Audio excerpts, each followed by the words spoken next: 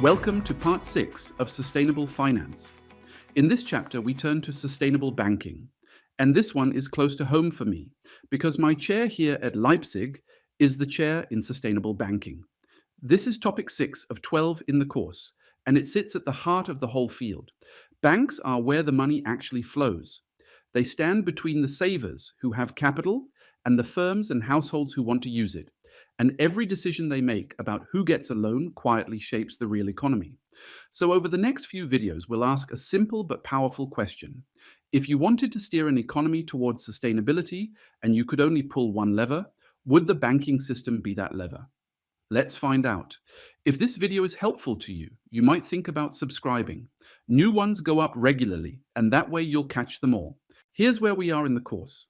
We've built the foundations already. Responsible investing versus shareholder value, corporate social responsibility, and how to measure it, sustainability reporting and ESG ratings. Now we reach the sectors, and banking is the first of them. After this, we'll look at sustainable insurance, then investments, asset management, carbon finance, financial stability, and finally microfinance. I've put banking early among the sectors deliberately because so much of what follows, insurance, asset management, regulation, echoes the logic we're about to develop here. Banks are, in a sense, the template. Let me set out what you should be able to do by the end of this chapter. First, explain the role of banks as financial intermediaries and why their screening and monitoring make them pivotal for the sustainability transition. Second, distinguish physical, transition, and reputational climate risks and trace how environmental, social, and governance risks, ESG risks, feed into a bank's credit, market, and operational risk. Third, describe how ESG factors get built into lending, all the way from simple exclusion lists to risk pricing and genuine impact, what we'll call sustainable finance 1.0 through 3.0. Fourth, survey the EU prudential regime, the EBA, the ECB, and CRR3 and CRD6, and the main instruments. And fifth, contrast risk-based and value-based banking through real case studies like GLS Bank, Triodos, and ING. Underneath those objectives sit 4 questions that run through the whole chapter. Why should a bank care about ESG risks sitting in its loan portfolio at all? How do banks actually fold ESG criteria into their lending decisions? Which regulation must they comply with today? And which must they anticipate for tomorrow? And the deepest one, what really distinguishes a genuinely value-based bank from a conventional one that has simply learned to use the right language? Hold on to that last question. By the end, you'll be able to tell the difference. Let's begin with Part A, banks, intermediation, and sustainability. Before we can talk about climate risk or green loans, we need to be clear about what a bank fundamentally is and does, because it's precisely those core functions, the boring textbook ones, that turn out to make banks so important for the transition. Start with the big picture. Financial markets exist to channel savings into investment, moving money from those who have a surplus to those who can put it to work. Look at the flows on this figure, from CARE's sustainable banking. Households, firms, government, and the rest of the world all pass funds back and forth. And the financial system sits in the middle of the world, all pass funds back and forth. And the financial system sits in the middle, directing the traffic. Some of this happens through markets directly. You buy a company's bond, and your money reaches the firm. But a huge share flows through intermediaries, and the most important intermediary of all is the bank.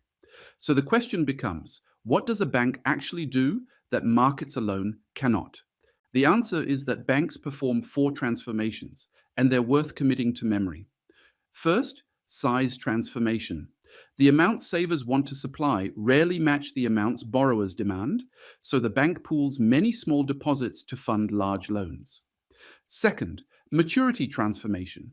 Depositors want their money back at short notice, but firms need long-term loans, and the bank bridges that gap. Third, transformation across place and time. It moves capital between locations, and between generations. And between generations. And fourth, risk transformation. The bank assesses, diversifies, and prices risk on your behalf. Notice that word, risk. The whole business of banking is, at bottom, the business of judging risk. Keep that in mind, because sustainability is going to enter precisely through that door. Here's the deeper reason banks exist. At the core of banking lies asymmetric information. A borrower simply knows more about their own project's cash flows than any lender ever can. Left alone, that gap causes two problems. Before the loan, adverse selection. The bank might pick bad projects it can't tell apart from good ones. And after the loan, moral hazard. The borrower might behave carelessly once they've got the money. So banks monitor in the broad sense. They screen projects in advance, they watch behavior during the project, and they audit borrowers who fail to pay. And because a bank does this at scale, for thousands of borrowers, it gains economies of scale and low delegation costs. In plain terms, it's cheaper for one bank to monitor a firm than for 1,000 small savers to each try. That monitoring advantage is the bank's superpower. Now watch how that superpower connects to sustainability. Banks finance the real economy. The traditional business is lending to firms and households, funded by deposits. And here's the crucial insight. The very same monitoring technology a bank uses to assess credit risk can be turned to assess social and environmental risk.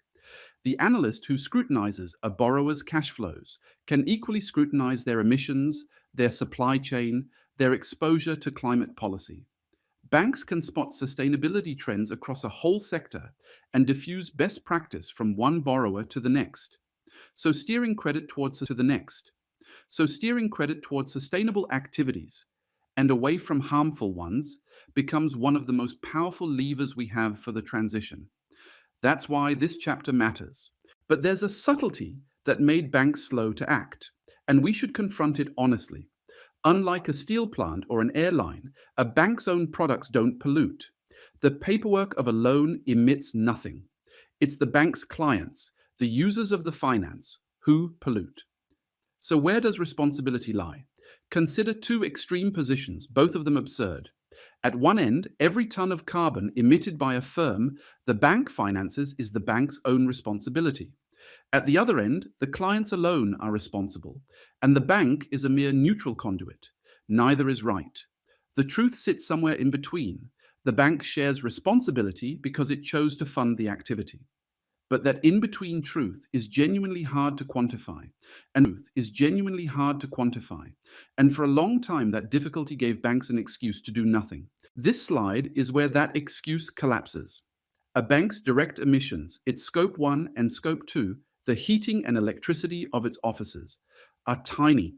Its material climate impact sits entirely in its portfolio. We call these financed emissions, and formally they are Scope 3, Category 15, the investments category. How large are they? Often more than 700 times a bank's own operational emissions. Read that again. The footprint of the offices is a rounding error next to the footprint of the lending. Measuring these emissions used to be the sticking point, but that's now solved. The Partnership for Carbon Accounting Financials, PCAF, provides the standard methodology. And financed emissions have become the basis for banks' net zero targets and increasingly for mandatory disclosure. So the honest accounting of a bank's climate impact now has an address, the loan book. Once you accept that a bank owns the impact of what it finances, the circle of people who can hold it accountable widens dramatically. This is the stakeholder model, and the figure captures it well. A bank must answer to far more than its shareholders. Depositors, borrowers, employees, regulators, communities, environmental groups, the media, all of them have a stake in what the bank chooses to fund. And in the age of social media, an unpopular loan can become a reputational problem overnight. So the modern bank operates inside a web of expectations, not a simple contract with its owners. Let's zoom back out and remember why all of this matters for society. A financial system performs 5 functions. It runs the payment system, so you can actually buy things. It provides liquidity, turning illiquid assets so you can actually buy things. It provides liquidity, turning illiquid assets into spendable money. It collects and allocates savings, directing capital to its best uses. It monitors and disciplines the users of funds. There's our monitoring role again. And it prices and redistributes risk. Weber and Feltmate and Care remind us that each of these can be done sustainably or unsustainably. And here's an encouraging note to end the point on. Done well, sustainability can actually strengthen the stability of the whole system, not threaten it. A bank that ignores climate risk isn't being prudent, it's being blind. Now, I've talked mostly about climate, the E in ESG, but sustainable banking is not only about the environment. The social dimension, the S, matters just as much, and its clearest expression is financial inclusion.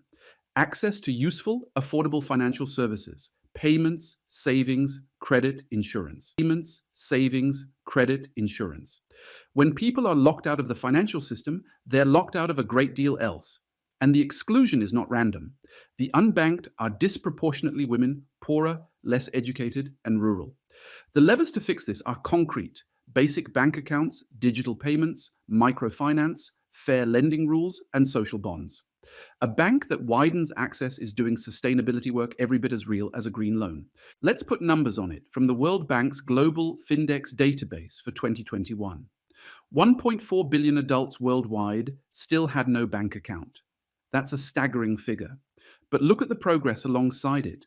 76% of adults now own a financial account, up from just 51% back in 2011.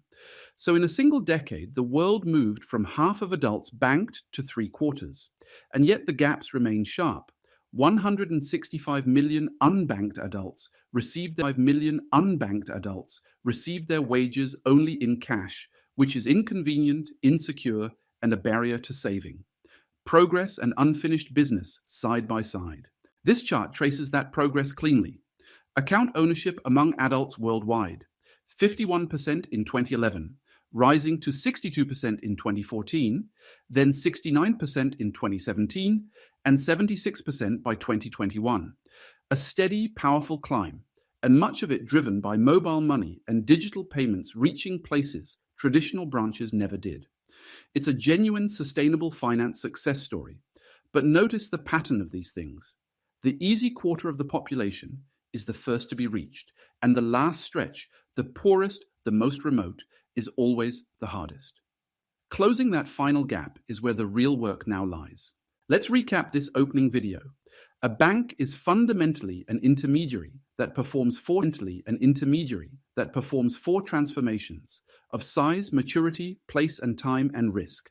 And its true superpower is monitoring, screening and watching borrowers at a scale no individual saver could match.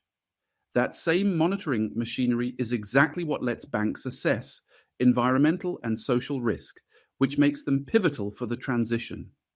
A bank's own footprint is tiny. Its real impact sits in its financed emissions, Scope 3, Category 15, now measurable through PCAF. And sustainability isn't only about climate. The social dimension, financial inclusion, has moved the world from half to three-quarters of adults banked in a decade.